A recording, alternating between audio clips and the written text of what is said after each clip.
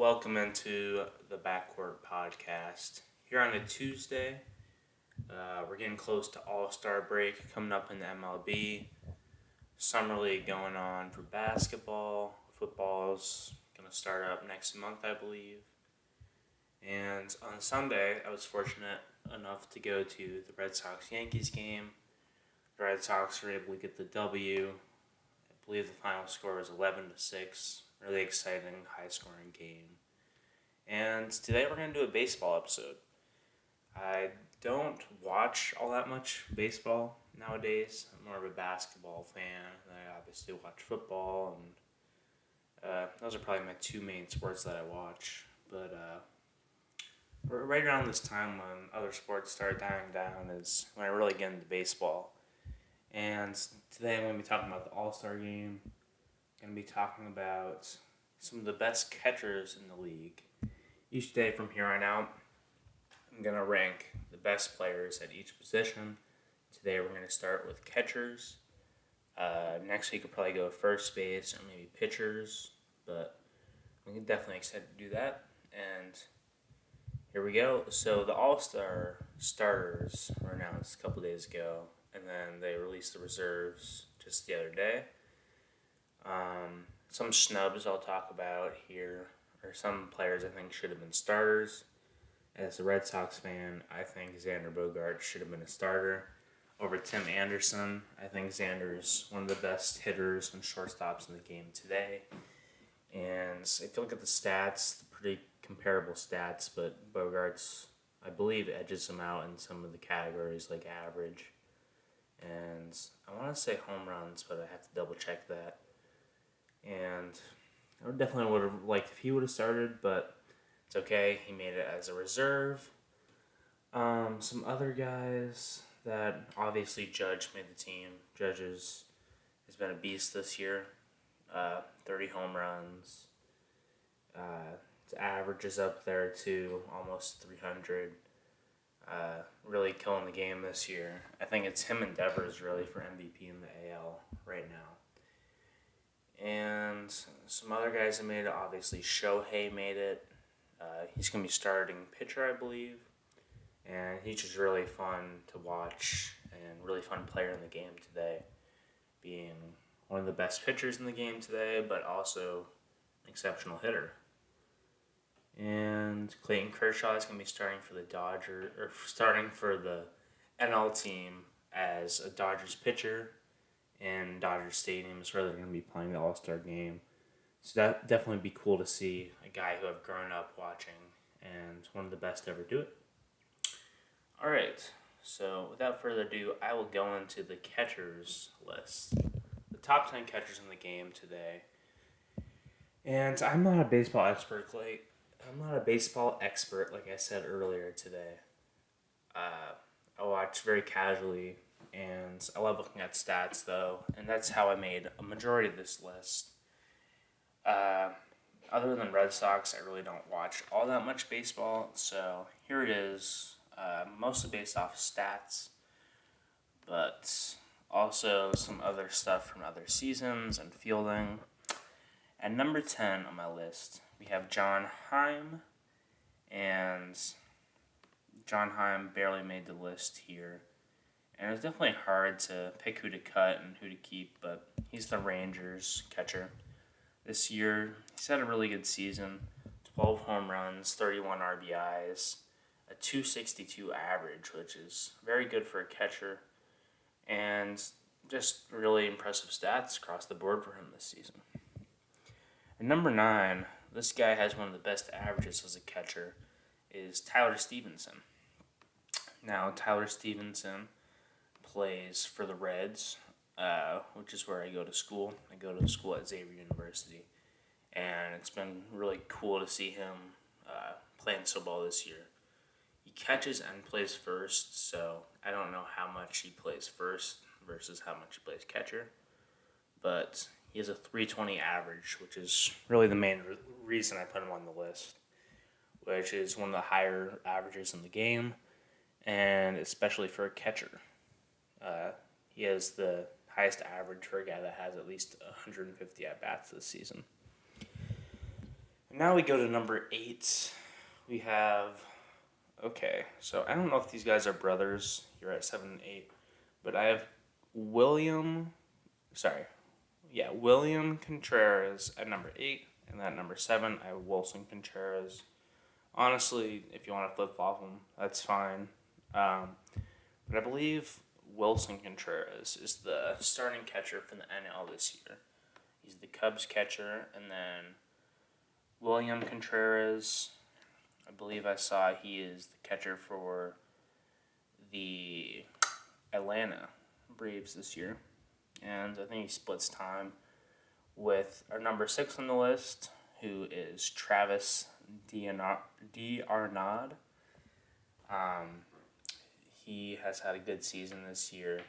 Definitely more of a power hitter with 11 home runs, 37 RBIs, but still gets it done with the average at 262. And now we get into the top 5. Our 5th player is, I looked up some of the Gold Gloves from the past few seasons, and he won, I believe, 2 seasons ago. JT Realmuto. I'm really bad at pronouncing names, so hopefully that was right. But JT is the Phillies catcher, really young player in the league, has a ton of potential. And so he catches, plays a little first base. He has a 240 average, 7 home runs, 35 RBIs. But he has 11 stolen bases, which is 7 more than any other player. And this ranking isn't really because of his stats this year, which aren't all that special, but I just know he's had very good seasons in the past and has a lot of potential. So at number 4, we have a guy who really has shown up to be one of the best catchers in the AL this year. Alexandro Kirk from the Toronto Blue Jays. He's a 309 average, 10 home runs, 33 RBIs. Has been one of the best hitters for the Jays this year. Really impressive season for him.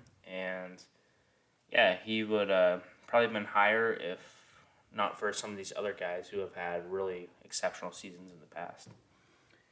Number 3, we have Will Smith, the Dodgers catcher. You're going to be seeing a lot of Dodgers players on these ranking lists just because they have such a stacked team. And Will Smith is tied for most home runs among catchers with 13 home runs. He has a 257 average, 348 on base, which is really good, especially for a catcher. And yeah, he's been a great player for the last few years. One of the better catchers in the league, and that's why he's at 3. Now down to the final 2.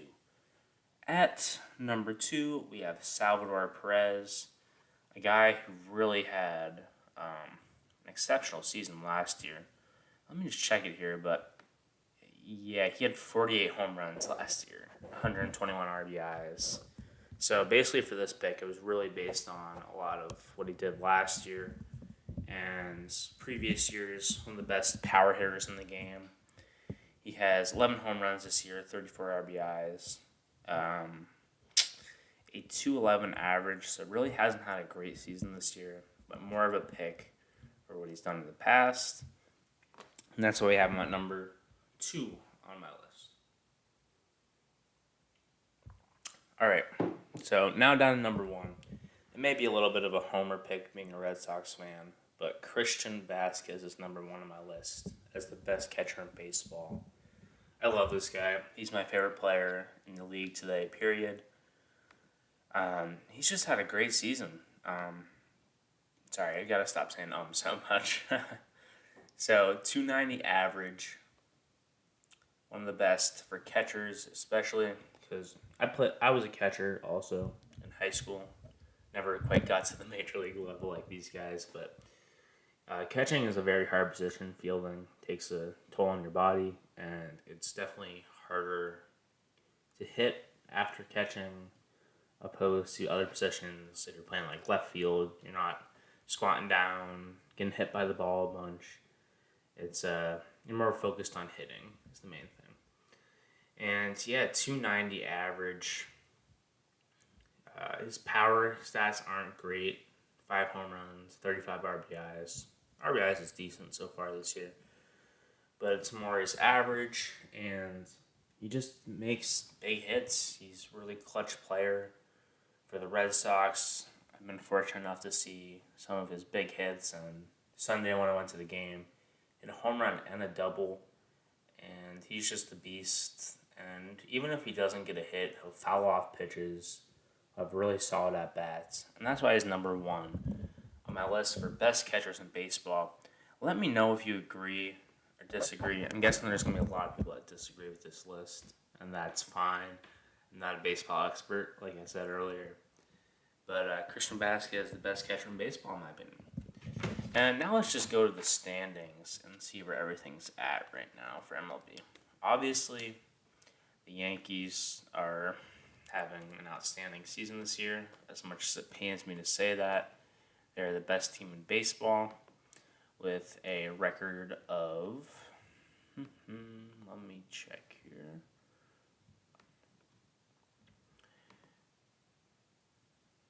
So they have a record which is top of the AL East, top of baseball, 61-25. They've been struggling a bit lately though, 5-5 in their last 10. They just dropped 2 to the Red Sox, which I'm pumped about. And the AL East is so fun this year. The Red Sox 47-40, Rays 46-40, Toronto 45-42, and even the Blue Jays are 43-44, almost have a winning record. They're just this division is just stacked, and I think that we're gonna get 4 teams from the AL East this year. I think 3 of the wild cards are gonna be from the AL East, and obviously the Yankees are kind of like the favorites right now. Them and the Dodgers to make the World Series. But I will say, I think I like my chances if the Red Sox play the Yankees in the playoffs. They've had a lot of success against them in the playoffs in the last few seasons. And we also have a lot of injuries with Kike out. We have Evaldi and Sale out, but they're starting to come back. So I'm really excited to see how it goes the second half of the season. Dodgers, probably the best roster in baseball, at least on paper. They are 56-29, 9-1 in their last 10. I still like them as the favorite to win the World Series this year, and then maybe Red Sox up there too, just because I'm very biased. But also the Mets are a really good team, 54-33. I believe DeGrom's coming back soon, which is going to be huge for them. They have great pitching with Scherzer, who's one of the best to ever do it. And we'll just see how it goes. All-Star break is soon. Probably hit on some more basketball free agency when stuff comes out. I want to thank everyone for listening. It's our 21st episode. We're getting up there on episodes. The 25th is a couple days away. Very excited for that. And thank you, everyone. Have a good day.